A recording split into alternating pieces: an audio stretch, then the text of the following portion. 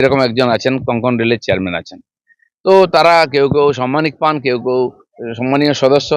তো জিয়ারুল হচ্ছে দিশা কমিটির মেম্বার, তাকে আমি জানি, অনেক দিন ধরে জানি, এবং কেন্দ্রীয় মন্ত্রী তাকে করেছেন।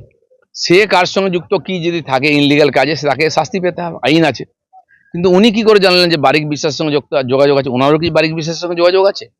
আমি যদি বলি, আর অর্জুন সিং এর লালার সঙ্গে যোগাযোগ আছে, নিয়মিত কয়লার টাকা নেয়।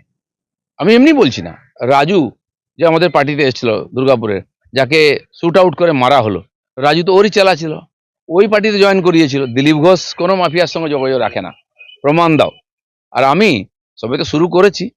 কে কে কালো গরুর দুধ খায়, কে পাথরের মূর্তি বিক্রি করে, কে আর বালি খাদান খুঁড়ে বেড়ায়, অনেক আছে যারা ওইখান থেকে এসছেন, সব বোঝা নিয়ে এসছেন। আমি জানি, বলি না, দরকার নেই, কিন্তু আমি কিন্তু বলতে আরম্ভ করি, আর ন্যাংটার নেই বাটপারের ভয়। আমি ন্যাংটা, কিন্তু সবাইকে ন্যাংটা করে দিই।